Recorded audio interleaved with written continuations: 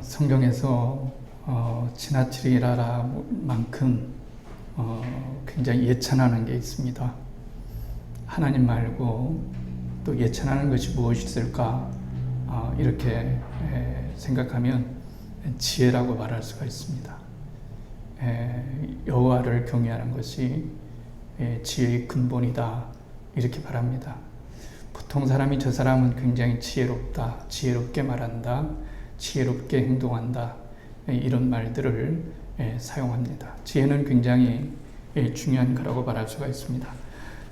잠언 16장에도 이렇게 나옵니다. 지혜는 우편에는 장수가 있고 좌편에는 부귀가 있다 하는 겁니다. 그리고 그 길은 즐거운 길이요 그 접경은 다 평강이니라. 이래서 지혜를 굉장히 예찬합니다. 그러나 우리가 갖는 지혜는, 인간이 갖는 지혜는 불완전한 지혜라고 말할 수가 있습니다. 그래서 우리의 지혜는 미래를 우리가 담보할 수 없는 그런 한계적 상황을 맞이하는 한계가 있는 그런 지혜다, 이렇게 말을 할 수가 있습니다. 지혜라고 하는 것은 가장 선하고 가장 높은 목표를 아는 능력이고, 그것을 선택하고 그것을 달성하는 가장 분명한 방편을 가지는 그런 성향을 지혜다, 이렇게 말을 합니다. 하나님의 지혜는 전지전능함과 연관을 맺고 있습니다. 그러니까 지혜를 가졌다 할지라도 그 지혜를 실현시킬 수 있는 능력과 전지함이 있어야 되는데, 우리 인간은 지혜가 부분적이기 때문에 그 사람이 가지고 있는 이 지혜를 성공시킬 수 있는 그런 확률이 굉장히 적다고 말할 수가 있습니다. 그래서 성경은 끊임없이 네 명철을 의지하지 말고 하나님의 지혜를 의지하고 하나님의 힘을 의지해라, 이렇게 말씀을 하고 있습니다. 다윗에게는 뛰어난 참모가 있었습니다. 전쟁을 수없이 돌아다니지만 전쟁이라는 게 힘만 가는 되는 것은 아니지 않습니까? 용맹만 가지고 되는 것은 아니죠. 전쟁은 전략이 필요합니다. 모략이 필요합니다. 전략을 어떻게 잘 짜느냐에 있어서 약한 자가 강한 자를 이길 수 있고, 강한 자가 약한 자에게도 패할 수 있는 것이 모략이고 지혜다라고 말할 수가 있습니다. 다윗은 백전노장이었습니다. 그런데 아시는 것처럼 말년에 그가 모반을 당합니다. 근데 모반의 대상자는 놀랍게도 자기의 아들이었던 압살롬이었고, 자기의 참모들이 주축이 되어서 다윗을 배신하게 됩니다. 이 반란은 정말 다윗에게 충격적인 거였어요. 너무나 큰 충격적인 거였습니다. 이해할 수가 없었고 용납할 수가 없는 그런 배신을 느끼게 되었어요. 인생을 살다가다 보면은 그런 아픔과 배신감을 겪을 수 있겠지만 다윗만큼 배신감을 느낀 사람도 없었겠고, 우리 주님처럼 배신감을 느낀 사람도 아마 없을 겁니다. 그런데 가장 축군이었고 모략가고 전략가였던 아히도벨이 다윗을 떠나서 압살롬에게 붙게 됩니다. 이것이 다윗에게는 큰 위협이었어요. 너무나 큰 전략가이기 때문에 그렇습니다. 너무나 뛰어난 모략을 가지고 있는 것이 아히도벨이었기 때문에 그렇습니다. 그래서 다윗이 그날 밤에, 반란이 일어난 그날 밤에 맨발로 울면서 가슴을 치면서 도망가야만 됐습니다. 얼마나 이게 참 가슴 아픈 일이겠어요. 정말 이루 말할 수 없는 일이죠. 그런데 그날 밤에, 그날에 아히도벨과 압살롬과 참모들이 모여서 다윗을 어떻게 죽일 것이냐 하는 것에 대해서 의논을 했어요. 이때 아히도벨이 모략을 씁니다. 이 모략은 굉장한 지혜였어요. 단순하지만 다윗에게 치명을 가할 수 있는 재기를 불능할 수 있는, 죽을 수 있는 그런 거였어요. 무슨 지략이냐면 다윗이 지금 너무나 큰 충격을 받을 것이다. 그렇죠. 사람이 충격을 받으면 앞이 잘 안 보이는 거예요. 이성을 찾을 수가 없습니다. 다윗이 지금 이성을 찾을 수가 없어요. 그럴 때 이렇게 이성을 찾지 못했을 때, 충격을 받았을 때 급습해야 된다. 급습해서 다윗 한 사람만 죽이면, 많이 죽일 것도 없고 다윗 한 사람만 죽이면 이 반란은 성공으로 이루어져서 압살롬이 정권을 잡을 것이다 라고 이렇게 말을 했어요. 그런데 변수가 나타나게 됩니다. 그 신하 중에 도망가지 않고 일부러 피하지 않고 남아있었던 다윗의 친구였던, 그리고 다윗의 부하였던 후세가 다른 전략을 꺼냅니다. 압살롬 왕이여, 그렇게 하면 안 됩니다. 다윗은 백전노자이기 때문에 지금 급습한다고 한다면 다윗을 누가 이길 수가 있겠습니까? 그런 정신적인 그 충격 가지고 될 수 있는 문제가 아닙니다. 이렇게 의견을 내놓으니까 참모들과 장로들이 다 이 후세의 의견이 더 옳다고 표를 던진 거예요. 그런데 성경을 읽어보면, 사무엘하에 읽어보면은 어떻게 나와 있냐면 하나님께서 이 모략이 아비도벨의 모략이 아니라 후세의 모략을 쓰도록 압살롬과 그의 주변 사람들의 마음을 움직였다는 거예요. 그래서 결국은 이 압살롬은 아히도벨의 모략을 선택하지 않고 후세의 모략을 선택했기 때문에 이 전쟁에서 결국은 이 반란에서 실패하고 맙니다. 이 아히도벨은 뛰어난 책략가였기 때문에 미래를 뛰어나게 예견을 했습니다. 그래서 자기의 이 지략이, 이 모략이 받아들이지를 않자 이제는 이 전쟁은 끝난 것이다. 이미 하나만하다. 이 좋은 저류의 찬스를, 이 저류의 기회를 놓쳤기 때문에 이 전쟁은 이제 압살롬의 패배로 돌아간다는 것을 알았기 때문에 절망하면서 자기 고향에 돌아가서 모든 것들을 정리하고 목매달아서 자살을 하게 됩니다. 무슨 말씀을 하려고 하냐면 이런 겁니다.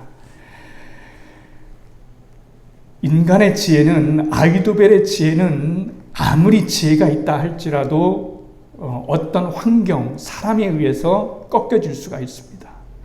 그리고 실패할 수가 있습니다.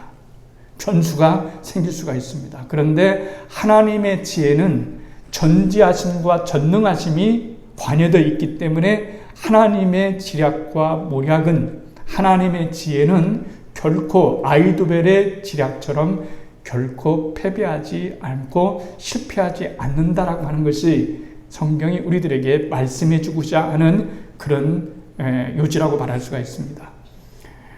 하나님의 지혜로우심, 신앙생활 하면서 여러분 우리가 지혜를 생각했지만 하나님의 지혜로우심이 얼마나 큰가, 위대하신가 하는 것을 생각한 사람은 아마 별로 없을 겁니다.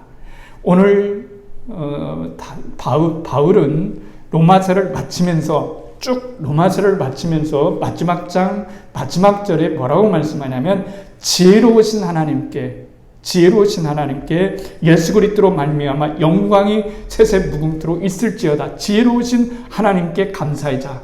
지혜로우신 하나님께 영광을 영원토록 돌려보내자. 이렇게 우리들에게 말씀하시는 이유는 뭐냐면 하나님의 지혜는 우리의 삶을 조정하시기 때문에 그런 겁니다. 조정하시기 때문에 그렇습니다. 목표가 있습니다. 목적이 있습니다. 그런데 하나님의 이 목적을 향해서 하나님은 끊임없이 우리가 아무렇지도 않게 지금 여러 가지 일을 맛보며 살아가지만 실상은 하나님께서 우리의 구원을 온전히 이루시고 우리에게 놀라운 은혜를 베풀어 주시기 위해서 하나님께서 우리의 삶을 계속해서 조정해 나가시는 거예요. 열이 갔다가 벽이 부딪힐 때가 있습니다. 도대체 왜 이런 일이 나에게 일어날지, 왜 내가 이런 일을 겪어야만 되는지 알 수가 없을 때가 있는데 그것은 무슨 일을 뜻하냐면 하나님의 지혜가 우리의 삶을 계속해서 조정해 나가시는 하나님의 놀라운 은혜를 우리들에게 말씀해 주시고 있기 때문에 그런 겁니다. 하나님께서 우리를 조정하신다는 것이 굉장히 중요합니다. 하나님의 지혜를 사용하시는 것은 목표가 있습니다. 최종적 목표가 있어요. 그것은 어떤 목표냐면 우리 모든 인간이 하나님을 진정으로 섬기고 하나님을 최고로 진짜 사랑하면서 하나님만을 의지하면서 하나님 안에서 평안을 누리고 하나님 안에서 진정한 기쁨을 누릴 수 있는 그런 구원의 자녀로서 살아가게 하고자 하는 하나님의 일차적인 목적과 목표가 있는 것이고, 그 많은 사람들을 세계 곳곳에서, 세상의 모든 곳곳에서 부르셔서 우리를 하여금 하나님을 찬미하게 하시고 하나님께 영광 돌리게 하시고 하나님을 찬미하게 하시려고 하는 하나님의 이중적 목적이 거기에 담겨져 있다고 말할 수가 있습니다. 그렇기 때문에 성경은 우리들에게 무슨 말씀을 해주고 있냐면, 하나님의 지혜로 사람들이 어떨 만큼 어떻게 인생의 삶이 조정되시는가, 그런 것에 대해서 우리들에게 끊임없이 말씀을 해주시고 있는 겁니다. 아시는 것처럼 몇 사람을 얘기하면 그렇습니다. 아브라함이라고 하는 사람을 잘 알고 있습니다. 하나님께서 그의 나이 75세 때에 그의 본토 친척집을 떠나라, 그리고 내가 지시한 곳으로 가라, 이렇게 말씀하셨어요. 사실 우리가 외적으로 보면은 아시는 것처럼 성경은 끊임없이 약점에 대해서 얘기합니다. 사람의 약점에 대해서 얘기합니다. 인간은 불완전하기 때문에 그런 거예요. 인간은 우상화하지 않습니다. 저도 약점이 많고 여러분도 약점이 많습니다. 그렇기 때문에 우리는 끊임없이 우리가 보완해 가면서 조정해 나가면서 우리의 삶이 주님 안에서 은혜롭게 되어지는 하나님의 은혜의 손길을 맞이하게 되는데, 아브라함도 마찬가지인 거예요. 그가 아시는 것처럼 그는 결점이 많았어요. 그런 도덕적인 그런 완전함도 가지지를 못했어요. 그리고 신앙적 완전함도 가지지를 못했습니다. 빈 구석이 있었고 또 허점이 있었던 그런 사람이었던 것을 알게 됩니다. 아브라함은 그의 아내의 순결을 이태롭게 했던 그런 사람입니다. 그것도 한 번도 아니라 두 번씩이나 내 아내가 권력자에게 끌려가서 어떤 일을 당하든 무엇을 당하든지 간에 내 목숨을 건지는 것이 1차적으로 중요한 것이라고 생각했던 그런 사람이었어요. 본성적으로 도덕적 동기가 결여되어 있던 사람이 바로 아브라함이었던 것을 알게 됩니다. 자기 개인의 신변에 관해서 지나치게 소심했던 사람이 바로 아브라함이었던 것을 알게 됩니다. 그는 또한 압력에 쉽게 넘어가는 그런 사람이었어요. 자기 아내의 주장대로 하갈을 통해서 아들 이스마엘을 낳았습니다. 이스마엘을 낳자 하갈이 교만해지기 시작합니다. 이제는 내가 종이 아니라 아브라함의 아내가 되었다라고 교만해서 도무지 사라가 견딜 수가 없을 때 그 여자를 내쫓아라, 이렇게 말을 했을 때 아브라함은 당신 마음대로, 당신이 하고자 싶은 대로 하시오라고 이렇게 말을 했던 것을 알 수가 있습니다. 도무지 어떤 곳에서도 영적이 못 되는 이 우유부단한 인물을 하나님은 자유롭게 지혜롭게 다루셨어요. 하나님이 우리를 다룰 때 어떻게 다루는지 아십니까? 막무가내로 다루시는 분이 아니셔요. 막무가내로 다루셨다면 우리는 정말 정신없을 거예요. 하나님은 우리를 다루실 때 지혜롭게 다루십니다. 지혜롭게 다루셔요. 그래서 우리의 인생을 살아갈 때 지혜롭게 살아가는 것은 굉장히 중요한 일이고 하나님께서 우리에게 부여해 주신 그런 놀라운 일이라고 성경은 우리들에게 말씀해 주시고 있는 겁니다. 이 영이 못 되는 이 우유부단한 인물이 하나님은 지혜롭게 다루셔서 아브라함으로 하여금 마침내 그의 후손들이 점유하고 살 그 첫 땅 가나안 땅을 하나님께서 그에게 약속하시고 약속을 받는 그 약속의 첫 수용자로서 그 지적적인 이삭의 아버지로서 믿음의 조상이 되는 것을 알 수가 있습니다.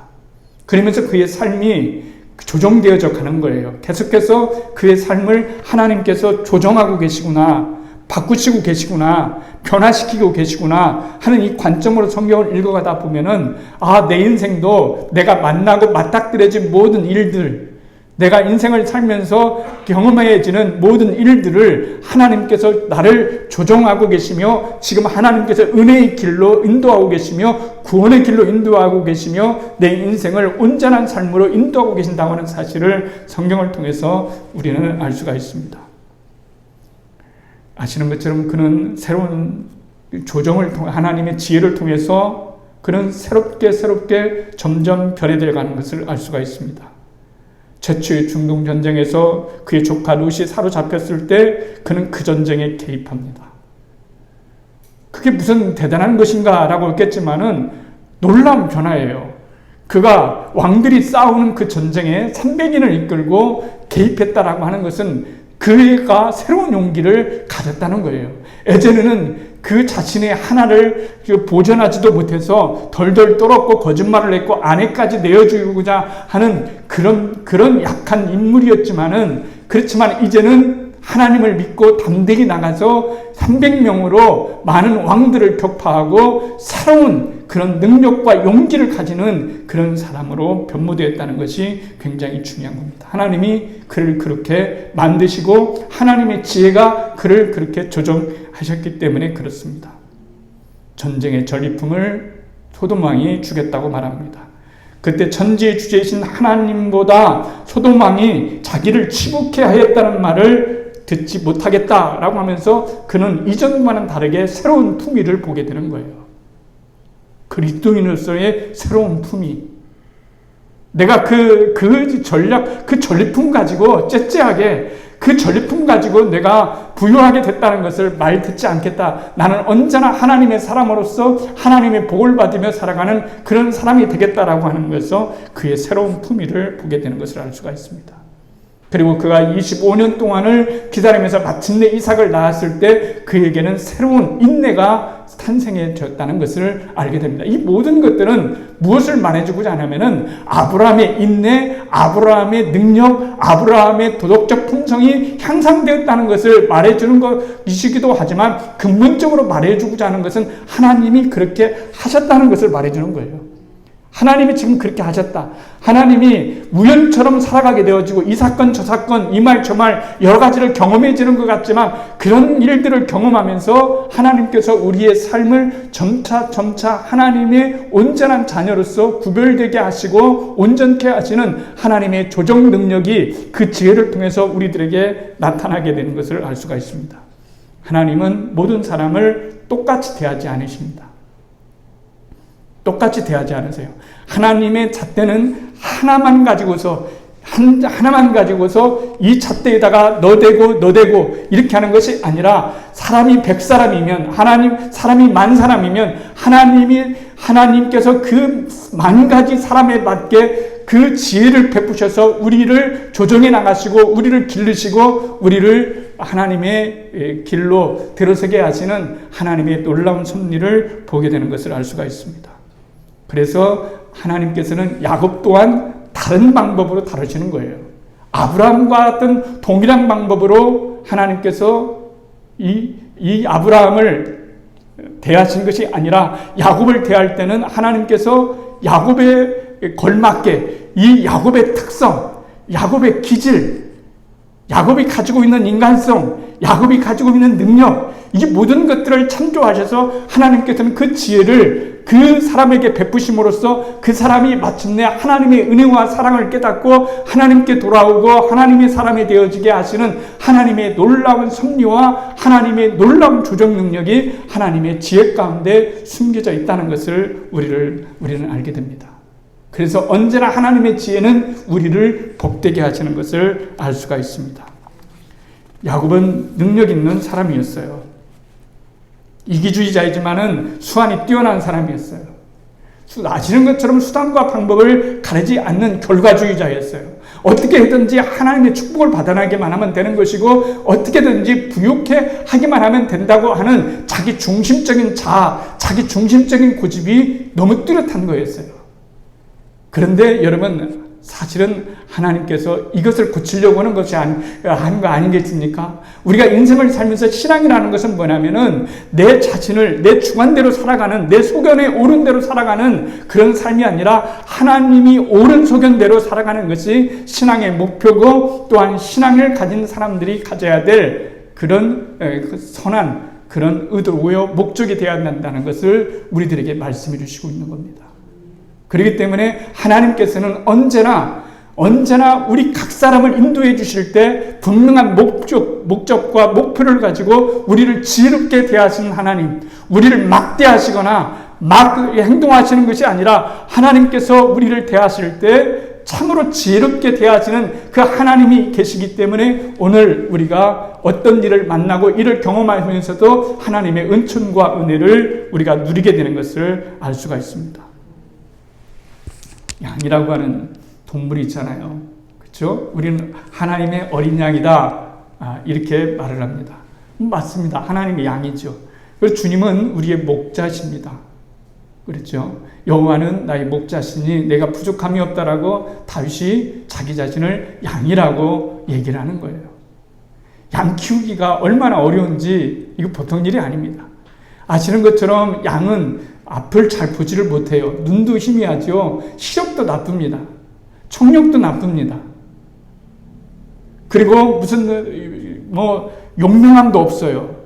무슨 무기도 있는 것이 없어요. 항상 여러분 누구를 의지해야 되냐면 목자를 의지하지 않으면 살아가지 못한 우둔한 동물 가운데 하나가 바로 양이에요. 근데 양이 있는데요. 이 양이 가지고 있는 특별한 한 가지가 있는데 뭔지 아십니까? 양이 다른 건 다 부족해요. 그런데 특별하게 가지고 있는 것 하나가 있는데 무엇인지 아십니까? 양이 가지고 있는 특별한 한 가지는 소신이에요. 소신. 아주 소신이 뚜렷합니다. 소신이 아주 뚜렷한 동물이 양이에요. 그래서 저들은 다 같이 제 갈 길로 갔거든 한번 이것이다고 생각하면 앞을 가지를 못해요. 소신이 뚜렷해가지고. 그래서 양을 기르는 목자에게는 막대기가 있는 거예요. 막대기가 있어서 우리가 지팡이 있지 않습니까? 지팡이를 거꾸로 하면은 요렇게 여러분 동그랗게 반 동그랗게 돼 있잖아요. 그 거꾸로 잡고서 옆줄로 소신 있게 가려고 하는 양을 옆줄로 가도 괜찮다는 거예요. 내가 죽든지 말든지 어디로 가든지 이건 내 소신이야. 난 내 소신대로 걷겠어. 라고 이렇게 하면서 그저 그냥 자기 소신대로 견나갔을 때 이 목자는 이 지팡이로 막대기로 그 목을 이렇게 훑어서 다시 그 양의 무리 가운데 집어넣는 것이 이 목자가 양에게 하는 그런 사랑의 행위라고 말을 할 수가 있습니다. 신앙은 내 소신으로 살아가는 게 아닙니다. 하나님의 소신으로 살아가는 겁니다. 하나님께 주도권이 계시다는 것을 우리는 압니다. 그게 하나님의 주권을 인정하는 겁니다. 왜냐하면 내 지혜로 살면은 내 지혜로 되는 것이 아니에요. 하나님의 지혜로 되는 것입니다. 하나님의 능력으로 되는 것이죠. 하나님의 은혜로 되는 것을 알 수가 있습니다. 바로 야곱이 깨달아야 했던 것은 무엇일까요? 바로 그거예요. 내 소신대로 살아가는 거예요. 내 능력대로 살아가는 거예요. 그런데 하나님께서는 그때그때마다 이놈아 그렇게 하면 안 돼 이렇게 다루셨던 것이 아니라 하나님은 야곱을 좀 특별하게 다루셨어요. 그래서 20년 동안 하나님께서 야곱이 어떤 속임수를 꺼내든 어떤 속임수를 짜내든 어떤 것을 만들어내든지 간에 20년 동안 하나님께서 야곱을 그대로 내버려 두셨다는 거예요. 그래 네 형 속였어? 속여. 네 삼촌 속였어? 속여. 이랬어요. 그런데 하나님께서 20년이 됐을 때 그에게 위기가 닥쳤어요. 삼촌집에 가서 정말 편한 생활을 할 거라고 생각했어요. 근데 삼촌집에 갔더니 편한 생활은 고생이고 이제는 자기보다 한술 더 뜨는 그런 악랄한 그런 삼촌을 만나게 된 거예요.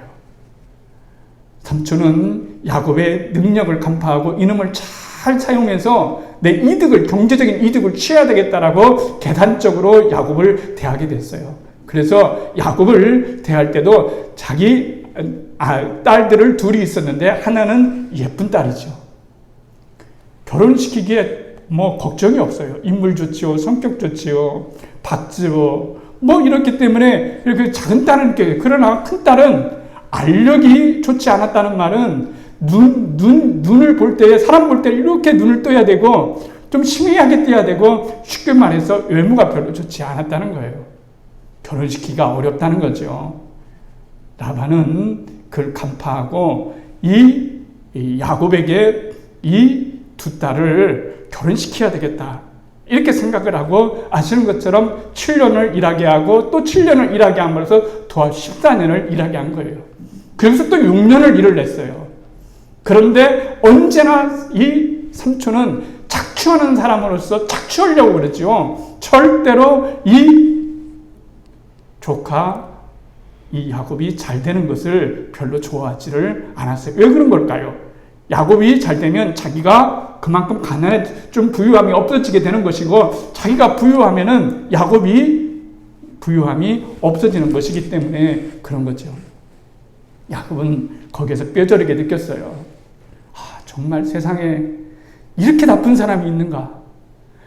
정말 내가 사위인데 나를 사위로 대하지 아니하고 머슴이나 종으로 대하는, 그리고 언제나 이 계산적으로 타산적으로 대하는 이 라반을 바라보면서 야곱은 얼마나, 여러분, 가슴이 아팠겠어요. 얼마나 고독하겠어요. 얼마나 외롭겠어요. 하나님은 이 고독자, 수단과 방법을 가리지 않고 거짓으로서 어떻게든지 결과만 좋게 하면 된다라고 생각하는 이 야곱과 같은 이 사람을 하나님께서는 속임수의 종말이 그 사람에게 어떤 고독과 외로움을 가져다 주는가라고 하는 사실을 알게 함으로써 하나님은 자신의 지혜를 야곱에게 펼치시는 것을 알 수가 있습니다. 그게 중요한 것이 아니죠. 야곱의 재산이 늘을수록 삼촌 라반과는 적대적이 됩니다. 야곱도 가만히 있을 수는 없죠. 반격을 시작했습니다. 어떻게든지 내 재산을 챙겨야 되겠다. 이러다가 거지로 꿀로 쫓겨나게 생겼다. 내 재산을 챙겨야 되겠다고 하면서 재산을 챙기기 시작합니다. 점점점 재산이 불어나죠. 많아집니다. 많아지면 많아질수록 삼촌네 집안하고는 적대감이 생깁니다. 서로 적을 지게 되는 거죠. 그래서 마침내는 이제는 도주해야 되겠다. 내가 더 이상 여기에 있으면 다 내 재산을 뺏길지도 모르겠다라고 하는 위협감을 느끼고 그는 고향에 돌아가겠다라고 다시 생각하면서 그는 재산을 다 이제 정리하고 이제 고향집에 가고자 하는 거예요. 그때 우리가 아는 것처럼 그런 야복강가에서 하나님을 대면하게 되는 거예요. 내가 지금까지 살아왔던 것이 아무것도 아니구나.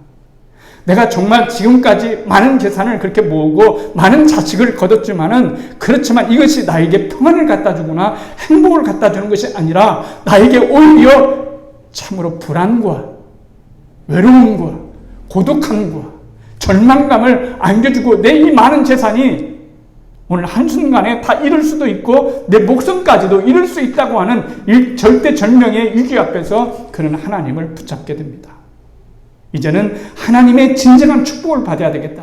내가 형을 속이고 삼촌을 속인 것은 진정한 축복이 아니고, 진짜로 하나님이 나에게 축복을 해주실 때 비로소 그 축복이 안전한 축복이 되어지고 내 생명에 위협이 없는 진정한 온전한 축복이 되어진다라고 생각을 하면서 하나님께 부여잡는 거예요. 하나님을 부여잡는다는 것은 무슨 의미일까요? 그만큼 내 자신을 낮춘다는 의미예요. 내 자신을 낮춘다는 의미예요. 한 번도 야곱은 하나님께 하나님을 진지하게 붙잡은 적도 없고, 하나님께 진지하게, 간절하게 하나님의 은혜를 구한 적도 없어요. 왜 그런 걸까요? 너무 잘 풀렸기 때문에 그런 거예요. 인생이 너무 잘 풀리면요, 신앙에 위험이 있게 되는 거예요. 유튜브 영상이 나가기 때문에 좀 조심스럽기는 하지만, 제가 한 주간 동안에 좀 별로 마음이 좀 안 좋은 부분이 있었어요. 그것은 뭐냐면, 제가 아시는 분 중에, 성도님 중에, 우리 교인은 아니죠. 옛날부터 아는 성도님이 계신데, 참 젊었을 때부터 신앙이 좋았어요. 신앙이 참 좋으셨어요. 그리고 하나님 중심적인 삶을 살았어요. 하나님이 축복 많이 해주셨어요. 이번 주에 연락이 왔어요. 사업을 2개 하고 있는데 하나를 더 늘려서 이제 3개를 하게 되었다고. 이거 얼마나 기쁜 거예요. 남들은 사업이 다 안 된다고 하는데 회의에 사업을 3개씩이나 하고 여러분 이렇게 잘 되고 사업을 또 인수하게 되어지고 얼마나 이게 좋아서 연락한 게 아니겠어요? 제가 물었어요. 요즘 신앙생활은 잘하고 계셔요? 목사님 죄송해요. 할 말이 없네요. 너무 바빠서 신앙생활을 제대로 하지를 못하고 있어요. 이런 거예요. 저 그분을 굉장히 사랑하고 좋아해요. 그분도 저를 너무 사랑하고 좋아해요. 제가 그분에게 뭘 부탁해도 다 들어줄 뿐이에요. 실제로 그래 왔고요. 근데 마음이 정말로 안 좋은 거예요. 왜 여러분 안 좋은 걸까요? 그분에게 정말로 필요한 것은 절대적으로 바빠서 하나님과 멀어지는 것이 아니고 바쁘기 때문에 오히려 더 하나님과 가까워지고 하나님 중심적인 삶이 되어지고 하나님을 진정으로 사랑할 수 있는 그런 마음을 갖는 것이 진정으로 축복이기 때문에 그런 거예요. 그것이 진정한 축복이라는 것을 누구보다도 저는 잘 알기 때문에 그런 거예요. 하나님께서는 그날 밤에 야곱의 환도뼈를 이골시켰어요. 그래서 절개 만드셨습니다. 그는 평생 동안 여러분 환도뼈가 이골되어서 지팡이를 짚지 아니하면 그는 걸을 수가 없는 그런 신세가 되었어요. 하나님께서 그날 밤에 그의 환도뼈를 이골시킨 거예요. 왜 그렇겠어요? 네가 평생 인생을 살아가면서 중요한 것은 뭐냐면 하나님을 의지하는 것이다. 인생이라고 하는 것은 잘못되어지면 한순간에 지팡이 의지하면서 살아갈 수밖에 없는 것이 인생이에요. 뭐 별거 있어요? 진정으로 이 땅에서 우리가 중요한 사실은 뭐냐면 하나님을 진정으로 지팡이 삼아서 오직 하나님만을 바라보면서 살아가고 하나님을 진정으로 의지하면서 살아가는 것이 진정하게 중요한 일이라고 말할 수가 있는 겁니다. 절름발이 야곱이 그때 비로소 배운 거예요.